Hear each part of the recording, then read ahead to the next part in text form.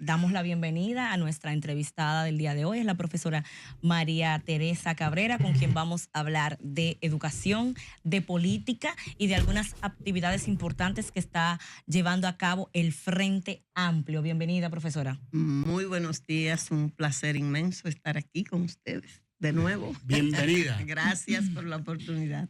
Profesora, quisiera empezar justamente por el último punto.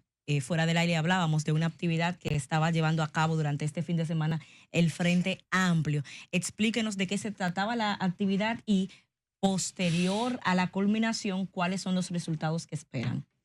Bueno, efectivamente, el día 30, el sábado, en la tardecita, inauguramos el 5º Simposio Nacional que lo organizamos con la intención de iniciar un proceso de análisis y reflexión sobre el estado de situación de la democracia dominicana, identificar amenazas y desafíos y eventualmente lograr articular acciones orientadas a actuar en función de esos desafíos identificados. En ese sentido, el sábado iniciamos con dos conferencias, una de Elvin Calcaño, consultor político, un joven muy interesante, y luego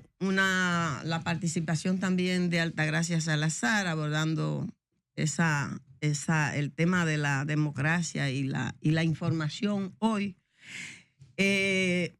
Estuvo también Maspuit, que abordó los alcances y limitaciones del proceso democrático dominicano. Guillermo Moreno también participó como conferencista. Guillermo Moreno. Sí.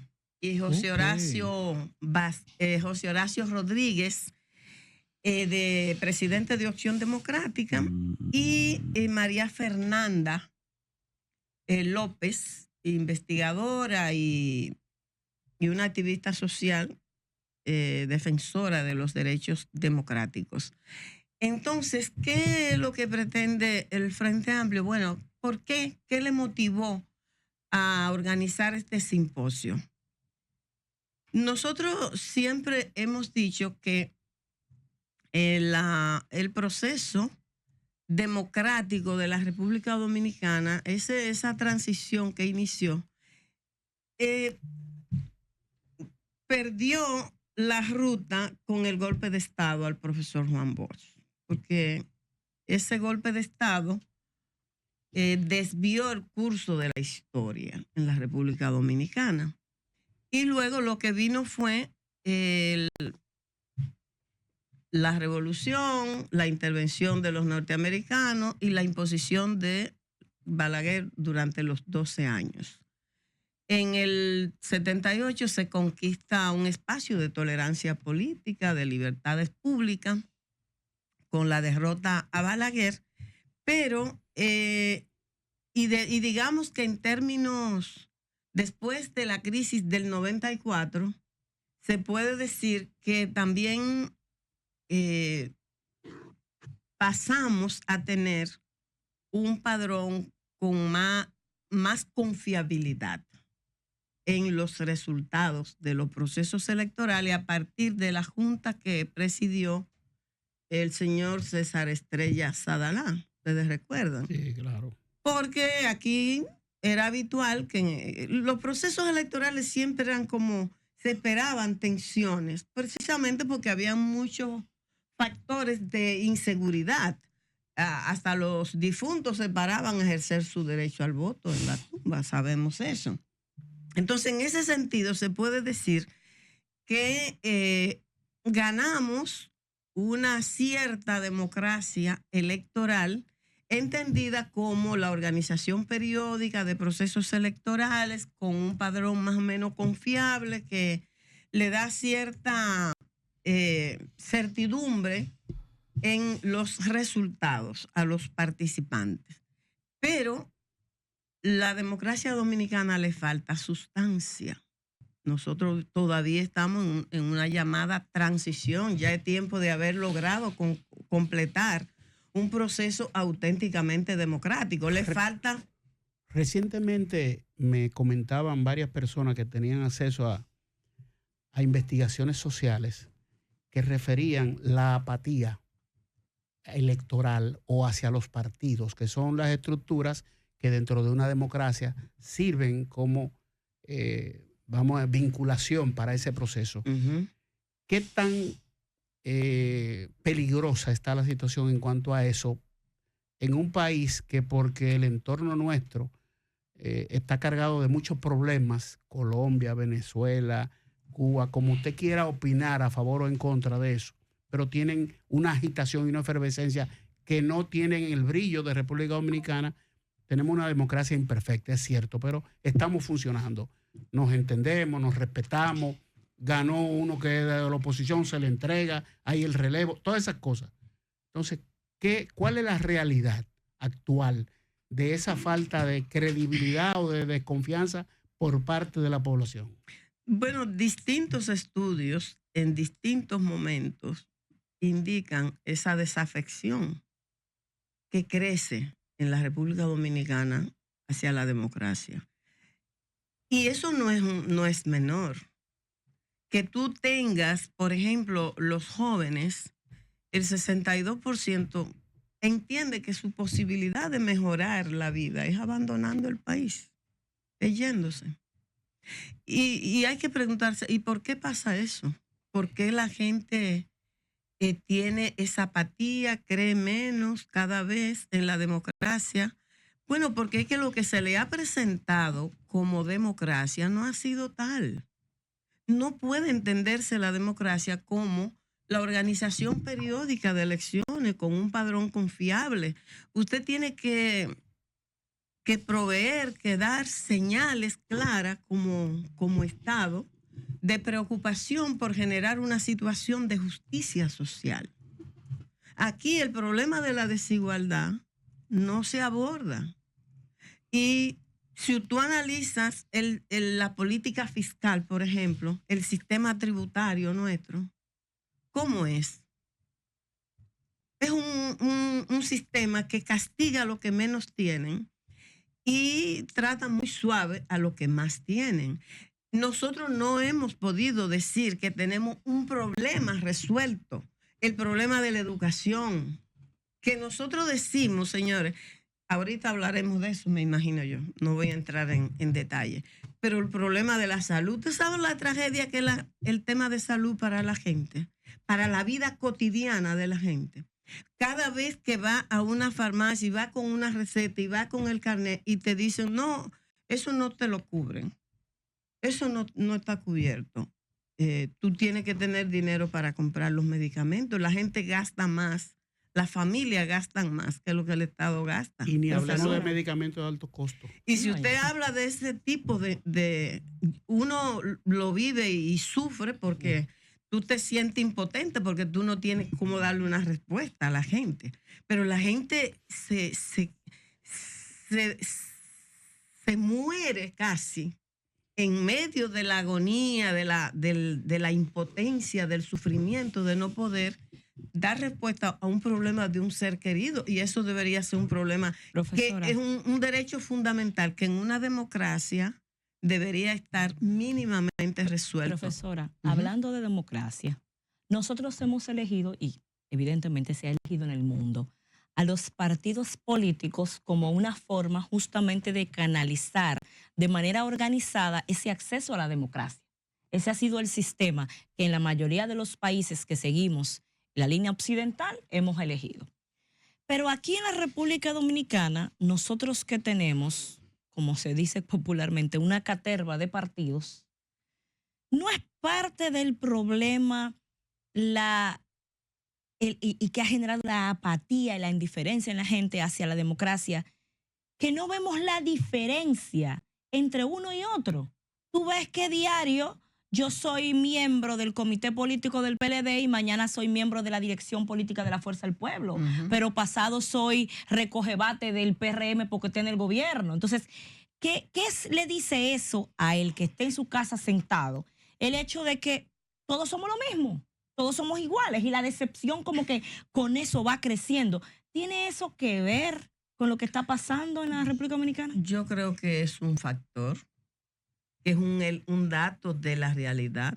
Hay, en las cosas esenciales, los partidos que han gobernado se comportan igual. Incluso, tú te fijas que, por ejemplo, en el debate sobre el Código Penal, tú no observas diferencia. En los temas de la educación, es en los insumos que se atacan en función de quién está en la oposición y quién está en el gobierno, pero no en los problemas esenciales. No en la calidad educativa. Que es lo misional de un sistema educativo, preguntarse cuál es el tipo de ser humano, de hombre y mujer que estamos formando, para qué sociedad, cómo lo estamos haciendo, qué pensamiento queremos ayudar a potenciar, un pensamiento crítico, un pensamiento desestructurado. Esos son los temas medulares. Hemos podido romper con la educación colonial. Eso nadie lo pone en debate. Los titulares siempre son los mismos de hace décadas en cada inicio del año escolar.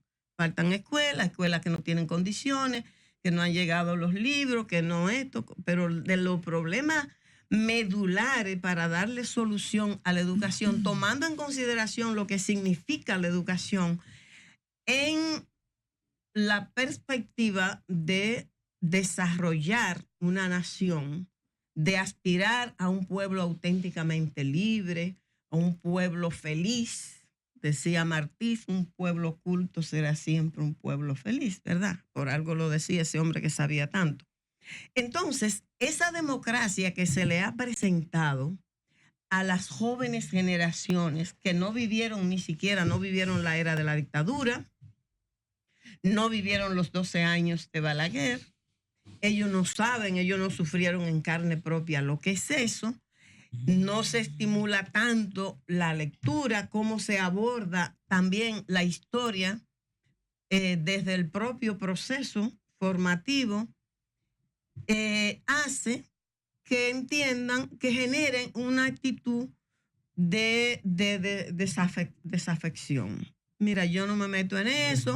Y también ha habido una estrategia de los ultraconservadores para presentar la política como pecaminosa, porque también alguien se beneficia en la medida en que una gran cantidad de gente de la población no se interesa por la política. Profesora. Pero la política tiene que ver con tu vida cotidiana. Profesora, yo me pregunto, y mucha gente seguro que se está preguntando, pero la pregunta no es ahora, yo me la vengo haciendo hace 15 años para acá o 20.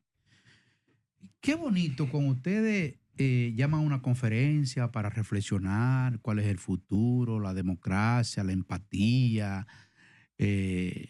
política, el futuro de la nación dominicana. Que ustedes se unifican a Guillermo Moreno, toda esa gente, los partidos, hablando de la democracia. ¿Y por qué no es justo ustedes unificar criterios en una sola candidatura? Fíjense qué bonito ustedes se juntan ahora. Pero cuando llegue el momento de las elecciones presidenciales, mire, vamos a unificar criterios, vamos a sacar a María Teresa como candidato, a Guillermo Moreno, todos juntos, con todo eso, contra eso antidemocrático. Vamos a juntarnos todos, un solo que vamos a sacar. No, entonces se desparpajan. María Teresa por acá, Guillermo quiere esa cosa, se junta con el PRM, después dijo que no tuvo que ver, los otros se fue por allá, y cuando pasan a decir otra vez el mismo asunto. Perdiendo su tiempo, perdiendo su capacidad, su inteligencia, y viniendo aquí a teorizar. Pues mira cómo esta mujer se levanta temprano, teniendo voluntad de decirle a la gente, aportar, pero cojollo. Cuando llega el momento no lo hacen. Entonces ustedes ahí se ponen brutos. Son inteligentes nada más cuando vienen aquí que pasan las elecciones a joder con la antidemocracia, la educación que nos sirve, la gente, los enfermos. Ese discurso bonito. Pero no dedican su capacidad para unificarse un solo. De que yo estudiaba ahí en la UAS, yo soy matrícula 869665, yo los conozco a todos, con ese mismo esfuerzo. A todos. Unos se han ido para otro lado, otros se han convertido en, ¿entiendes? Los conozco a todos, ese mismo esfuerzo, señores. Y cuando llegan las elecciones ahora, mira cómo está la fuerza del pueblo, está Leonel queriendo ser presidente otra vez. Y el otro, y ellos se juntan, un criterio, ahora un solo. Y cuando llegan las elecciones, María Teresa, la pobre, poniendo un asunto en Catañuela, una foto de ella, porque no tiene recursos. Uno en Habanero de Barahona, uno en Monteplata, Guillermo Moreno por allá, que no tiene recursos. Candidato del gobierno, ¿no? Espérate. Entonces, yo no los entiendo. Bueno, desde ese mismo sector alguien escribió un libro, Rafael Salazar. La izquierda no es minoría, Manuel. La izquierda no es minoría, Solo está que está dividida. dispersa. A Manuel lo Solo veía está yo. dispersa. Lo veía ahí en la Entonces, UAS. ¿A Manuel? Uno se pone ahorita antes de la entrevista hablábamos de un gran aporte al ejercicio de la función pública que es don Roberto Casá. Admirable. Y así ha habido otros de pensamiento de avanzada que han participado en diferentes gobiernos y han hecho aportes. Entonces, Pero yo quiero decirle que Mayo tiene razón a plantearlo. Yo soy una gente. Hoy lunes, ¿qué? Día 1. Yo creo que uno tiene que ser autocrítico y el movimiento nuestro necesita ser autocrítico. Óyeme, pero por Dios. Yo creo que sí, que tienes razón, porque es inexplicable, pero uno no puede rendirse. Mientras haya vida, hay que seguir en la batalla, porque algún día tiene que darse, tiene que entenderse. Y yo creo que una manera de contribuir a eso es también haciendo esa lectura y esos análisis de manera colectiva, porque eso es muy importante a la hora de definir una táctica política. Tiene que ver cómo se lee la realidad. Y si hay lecturas distintas, es más difícil de construir esa unidad que muchos sectores democráticos, de pensamiento de izquierda, aunque no sean orgánicos, porque es verdad, cuando Manuel hace esa reflexión, lo que está diciendo es que hay mucha gente, hay más gente que tiene ese pensamiento democrático, progresista de izquierda, que está inorgánico, es decir, que no está organizado en ninguna de las formaciones que existen, que lo que están organizados. Y ese paso articulador, yo creo que mucha gente lo espera. Y es necesario porque contribuiría a generar una subjetividad distinta. Pero yo no me rindo, Mayo. Aguanto el fuetazo que me ha dado. Pero no somos... No se le ha dado por maltratarla. No. Para que no envejezcan, ¿entiendes? No, yo sé. Para que no envejezcan con el mismo criterio, pero uno a veces lo ve que... Y somos conscientes, se va el tiempo, profesora, profesora, de que justamente para las elecciones pasadas usted fue una de las primeras que empezó a tratar de gestar ese movimiento y esa unión. Lo que pasa es que muchas veces nosotros que estamos viendo de afuera vemos que hay personas dentro de los movimientos que tienen más que esos ideales, proyectos personales. Sí. Entonces, si el proyecto es personal, de poner esa aptitud de personal en pos de un movimiento que trate de traer algo distinto al país, a veces es difícil. Las cosas que se tienen que trabajar con seres humanos, los seres humanos somos complejos. Y los grupos también somos complejos. Claro. Entonces, es difícil por eso, porque tú tienes que tener mucha paciencia, hay que tener actitud, vocación de desprendimiento, pero la lectura del momento, porque es que si tú piensas que lo que procede en este momento es lanzarse de un puente y resulta que yo hago una lectura distinta y digo, no, yo prefiero bajar con una escalerita. Ya eso es un tema. Claro. Eso es un O tema yo para o que tomar una entre el decisión. mar. Eso es lo que uno ve a veces. Entonces, es verdad que no es inexplicable que nosotros hayamos sido capaces de mirar, de admirar los esfuerzos de unidad que se han hecho en otros países desde el campo democrático popular, de izquierda progresista, Uruguay, por que han ejemplo. permitido ganar gobierno, mantenerse mucho tiempo en el gobierno, y no somos capaces de hacerlo Camarada. aquí. Pero Oiga lo que le dijo. hay que persistir. Oiga, profesor, ¿cómo fue, Salvador? Camarada. Ah, Sí, porque él está dormido, por eso de la izquierda. Mucho orgullo. Así dice camarada. otro camarada. No. Escuché a la señora. Te cambiaste Mira, porque está No, María no. Teresa aquí, No, te cambiaste. Rubén, ella Rubén. me conoce. Claro. Tú Yo, sabes, yo muero como viví. ese término que usó Salvador lo escuché antier de una camarada de ustedes. La esposa de Daniel Ortega dijo, camarada. No, ay. Camarada, Oí decirlo, oí. Ay. camarada María Teresa Cabrera, a mucho orgullo y honra. Gracias.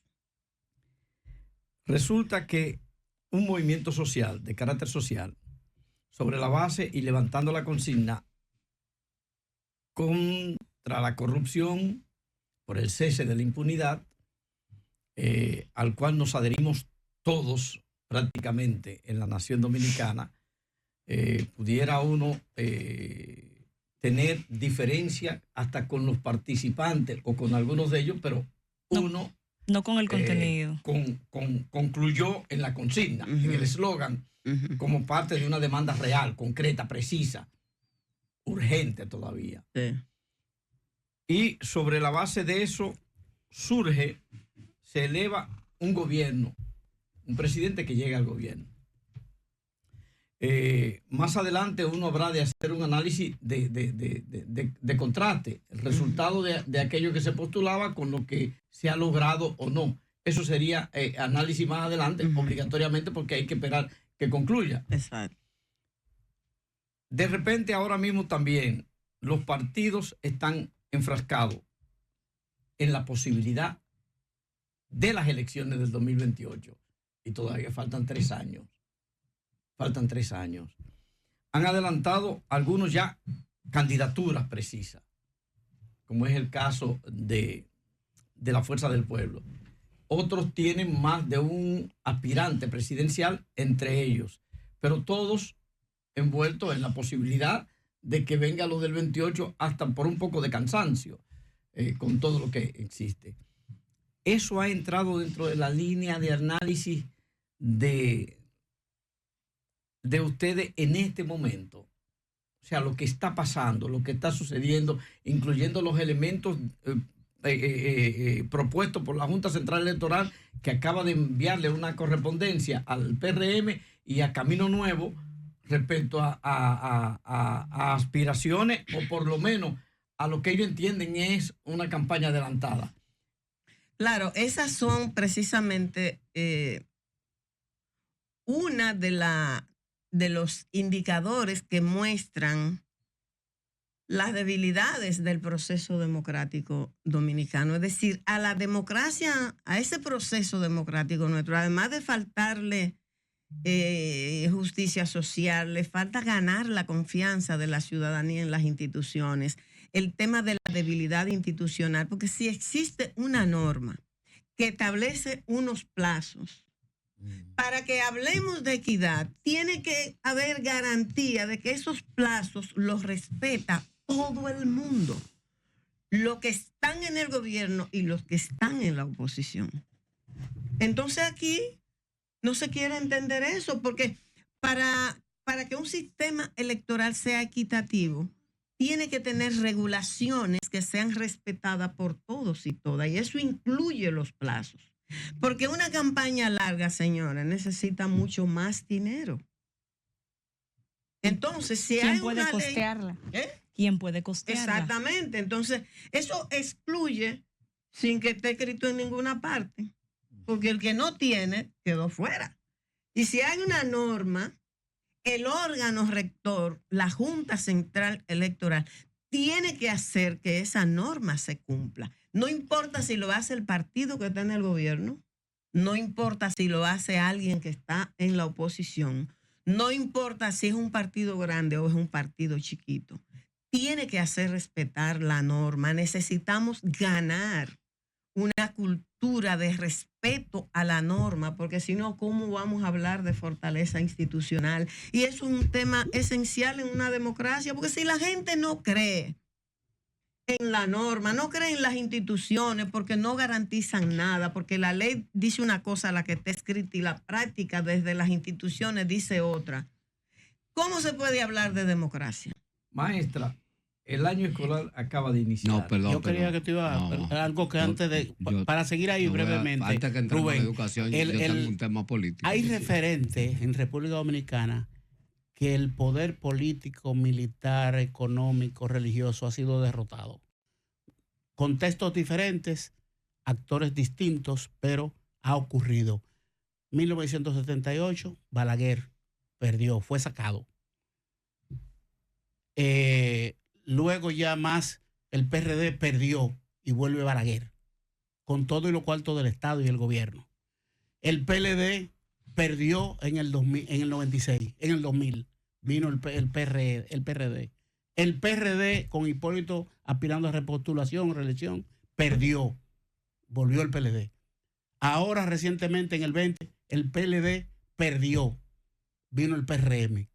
Entonces ha habido momentos en que el dinero y toda la estructura que pueda tener el gobierno se le puede derrotar. ¿Cómo llegar a un nivel de entusiasmo popular con un proyecto que pueda derrotar todas esas cosas? Definitivamente nada es para siempre. Cuando la población, cuando la ciudadanía o la mayoría de la ciudadanía toma conciencia de la realidad, de lo que está pasando, se envalentona. Y no hay manera de detenerla. Y eso, los momentos que tú señalas son ejemplo de eso. Y no fue que faltó esfuerzo, no fue que faltó usar la fuerza. En el 76 yo era estudiante de la secundaria y estudiaba en el único colegio que había en esa zona, porque no había liceo por ningún lado. Y pasaron los guardias con la bandera en la punta de la bayoneta y los fusiles, y regaron una propaganda, y nosotros, ustedes saben cómo eran los estudiantes con ese régimen, todo lo que pasaba, estábamos en recreo y rompimos todo eso, esa propaganda que lanzaron desde el aire, y por eso rodearon el colegio y nos querían llevar a todos. Entonces, esa represión, el uso de los recursos, llega un momento que no puede impedir que la gente defina un derrotero distinto. Pero también aquí hay una novedad ahora que no estaba en esas épocas al nivel que está ahora, que son las redes sociales.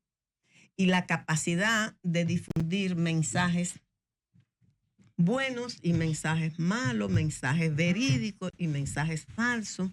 Y cómo existe también la posibilidad de manipular a muchas personas que en lo que vienen a darse cuenta si algo es cierto o es mentira ya ha corrido bastante.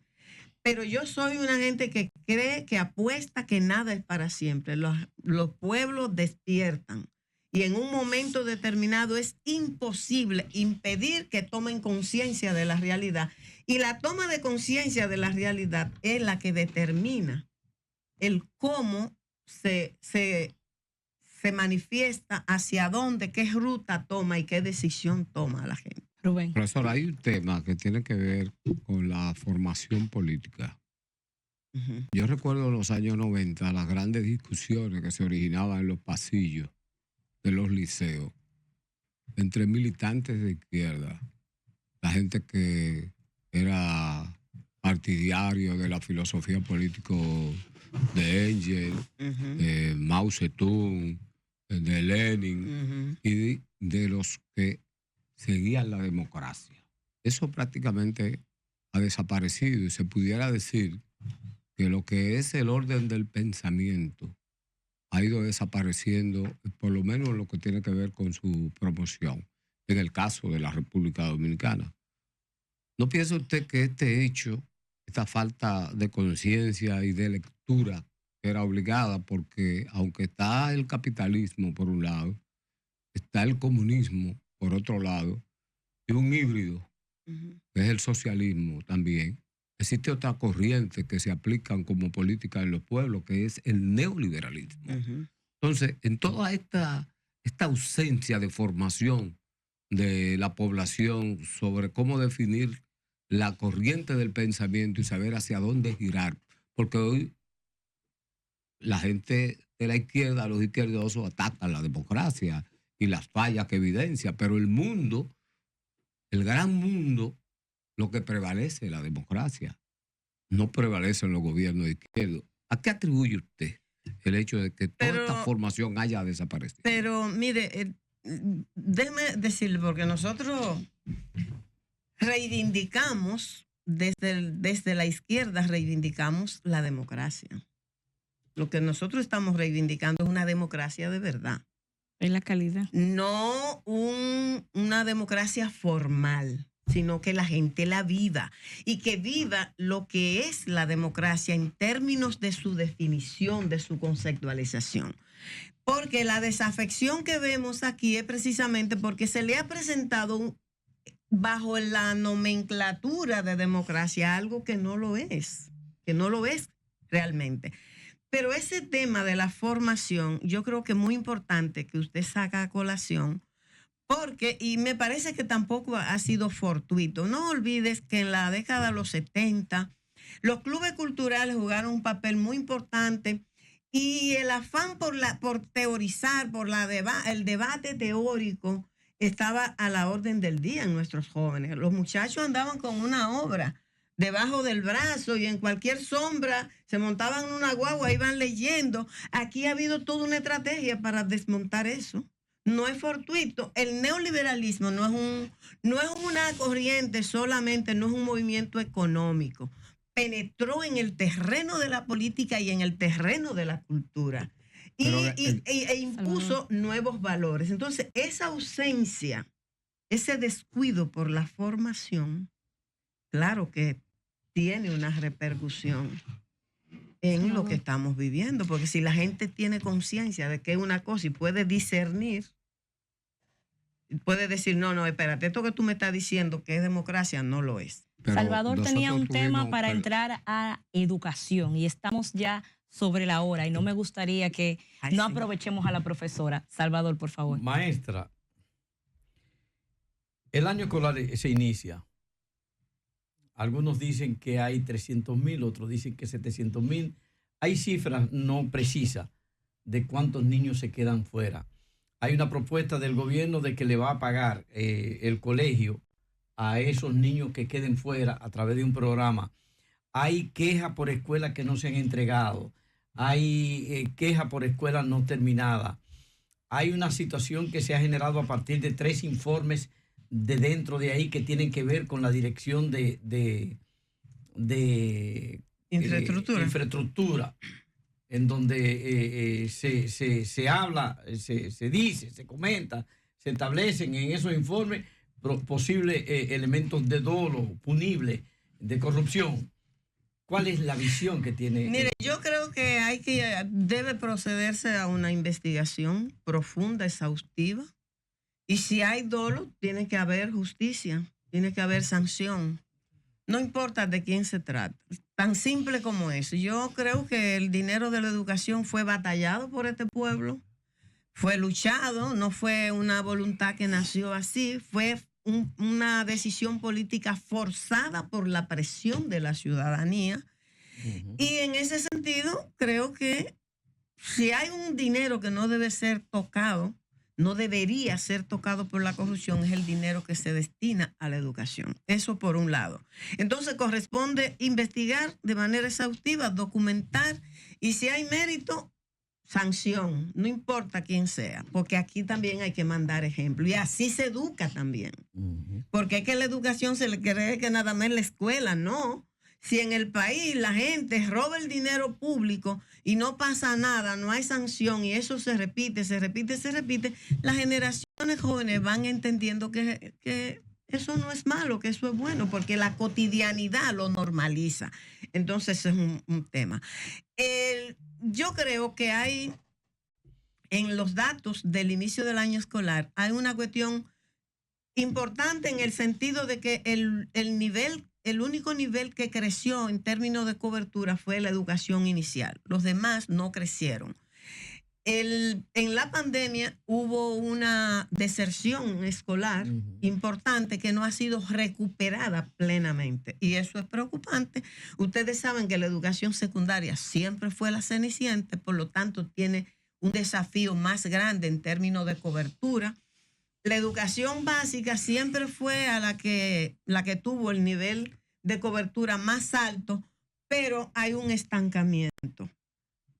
Todavía no tenemos todos los niños y niñas en la edad de 5 años en los centros educativos. Eso es obligatorio, dice la ley. Yo, sin embargo, lo que me produce, digamos, algo más positivo es ese aumento en la cobertura del nivel inicial, porque yo creo que la educación inicial es por donde se puede comenzar a combatir la desigualdad que se reproduce en el sistema educativo por la brecha que se abre entre el niño que ingresa a una edad temprana a la escuela y el que tiene que esperar 5 o 6 años para entrar. El tema de la falta de aula, falta de espacio, yo creo que se deriva de una bendita cultura que nosotros tenemos. Yo no puedo entender cómo es que en una escuela como, por ejemplo, la Pedro María Burgos de Mata Bonito, la comunidad de Nagua, una ampliación de 4 aulas, de una oficina y 2 baños. Hace 14 años que se inició y todavía no la termina. Empezó el año escolar y todavía no la termina. Falta de planificación. Es una cosa impresionante. No, cuando se observa la ejecución presupuestaria de la Dirección de Infraestructura Escolar, señores, al 8º mes no había alcanzado un 16%, estaba colocada en 15%. Claro, por eso el problema es planificación, porque no es el dinero. Pero lo planifican, pero no ejecutan. ¿Por qué no se ejecuta? ¿Por qué tan bajo? Entonces, hay muchos problemas, son de los problemas estructurales del sistema educativo que no se abordan, que es necesario abordar para dar el salto cualitativo. Mire, ¿el Frente Amplio está reconocido por la Junta? Sí, claro. ¿Cuánto recibe económico? Ahora, ¿cuánto le dieron más o menos? 300,000 pesos y ¿Eso algo. da para beber café en la conferencia que ustedes hacen? Eso no da para nada. Pero así es. Ay, agradecemos a la profesora María Teresa Cabrera, quien ha estado con nosotros, con quien hemos tenido una interesantísima conversación y hemos dejado algunas cosas en el tintero para una próxima visita. Vamos a una pausa.